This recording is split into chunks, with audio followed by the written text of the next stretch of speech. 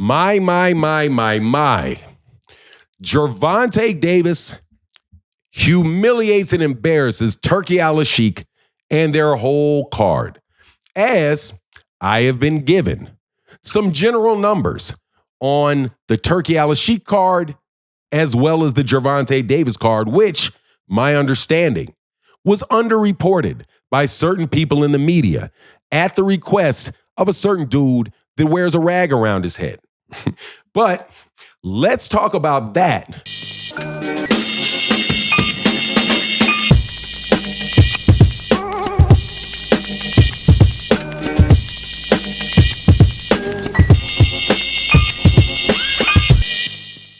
All right, welcome back to the channel. So you knew this was coming.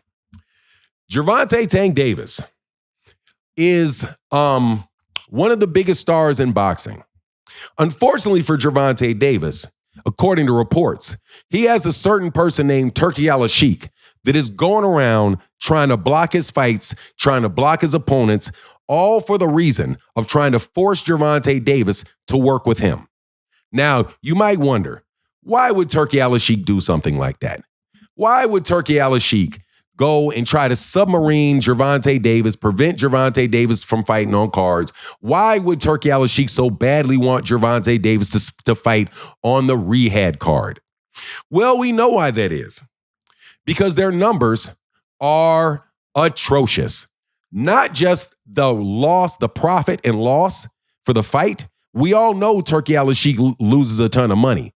However, on the revenue actually generated, Gervonta Davis blew, when I'm saying Gervonta Davis blew them away, Gervonta Davis blew away Turki Alashiek's card that had Ryan Garcia, Devin Haney, Teofimo Lopez, and Canelo Alvarez all on the same card.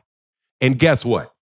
Gervonta Davis outsold that pay-per-view in the United States by an order of 10. Let me tell you what I mean. Gervonta Davis fought Lamont Roach. I am being told that Dan Rafael underreported those numbers at 260,000, and that number is well over 300,000. That's what I was told, that the numbers are well over 300,000. But let's take 300,000, because you know what number I was given for all of the pay-per-view purchases for that Canelo Alvarez fight in the United States? Less than 30,000. Gervonta Davis sold a pay-per-view for $89 when he was the headliner on it and sold 300,000 pay-per-views.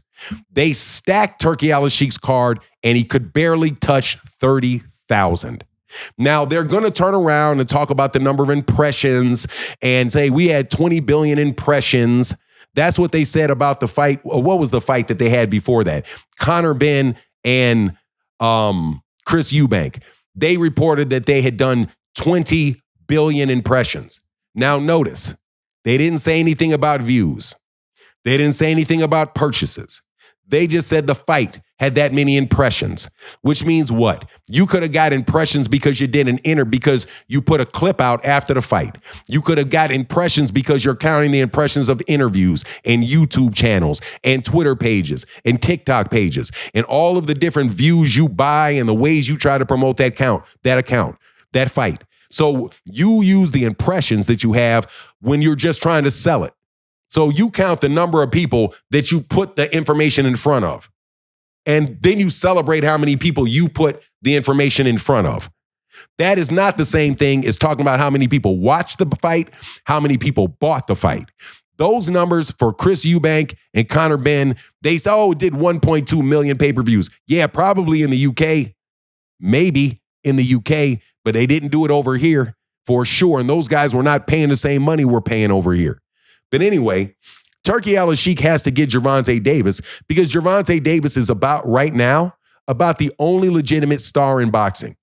And I'm telling you, including Canelo Alvarez, Gervonta Davis is probably the only legitimate star in boxing because we don't know what Canelo Alvarez is actually doing because Canelo Alvarez isn't fighting anybody.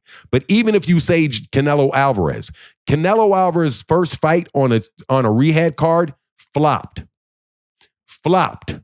Let me repeat, flopped.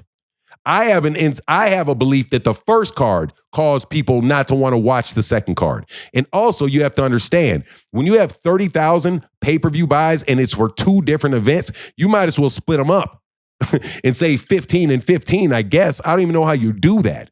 But whatever the case is, these guys' numbers, the card was so terrible that everybody's talking about how bad the card was. On top of that, the card didn't sell at all. And then on top of the fact that the card didn't sell, they spent ridiculous amounts of money to try to promote the fight to get it to sell, and it still didn't sell. But what do you expect? Because these guys throw Canelo Alvarez over into Saudi Arabia, you threw Monster Inoue to Vegas, and then you put all the other card with Ryan and Devin and Tio, you stick it in Times Square. Just the most ridiculous crap because he's trying to innovate. But dude, stop trying to do all the things that are extra and focus on the fundamentals. If you have solid fundamentals in your business, then your business will grow. But if all you're trying to do is have one gimmick after another gimmick, dude, everybody recognizes them as gimmicks and the thing flopped. This is embarrassing. It's embarrassing for Turki Alashiek. It should be embarrassing for everybody involved that Gervonta Davis himself can outsell Canelo, Devin, Ryan, and Tio, and they're all on the same card, and Gervonta still outsells them. How is this dude not the only legitimate star in boxing? Maybe besides David Benavidez, and I'm telling you, I wouldn't be surprised if a David Benavidez pay-per-view outsold that Turki card as well. That's how bad a promoter this man is. And you better believe your pay-per-view numbers are going to go down because those guys didn't even fight on the card. Everybody that did buy the card, everybody that did watch the card felt robbed. Nobody felt that after the Gervonta Davis fight. Nobody said, oh, I paid $80 for this. Oh, I feel terrible. Give me my money back. What a boring and terrible event it was. How confusing and unnecessary all this crap is. And then why in the heck do you have ring card boys, Turki? I'm telling you, man, this stuff is embarrassing. How can you have that much money,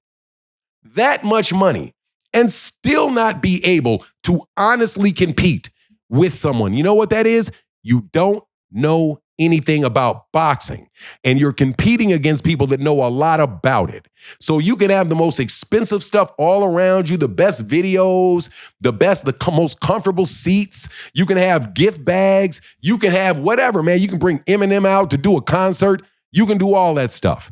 But if they're not interested in that fighter, then they don't want to see it. And Turki Alashiek he's messing up because he's making it all about himself so that everybody wants to support. Oh, people are going to support it because it's Turki. No, Turki is making himself the headline. Turki is trying to make himself bigger than all the boxers, and ain't nobody stunting for Turki Alashiek like that. Meanwhile, these guys are just doing what they're supposed to do, marketing fights to people that they know are going to buy them, relying upon all of the other pay-per-views and all the other data that they've sold, and they're doing business straight up. And as a result, Gervonta Davis himself sold at least 10 times more American pay-per-views than Ryan Garcia, who's American, Teofimo Lopez, who's American, Devin Haney, that's American, and Canelo Alvarez, that's huge in America. It's embarrassing. It should be totally embarrassing to people. And I'm telling you, Gervonta Davis versus Lamont Roach is going to outsell Canelo Alvarez versus Terrence Crawford because they didn't do a good job of building the fight up. They make Canelo look like crap in his last fight. And so did Terrence Crawford. It's just an amazing situation all the way around. Anyway, that's my take on the matter. Please let me know what you think in the comment section. And with that, I'm out. Deuces.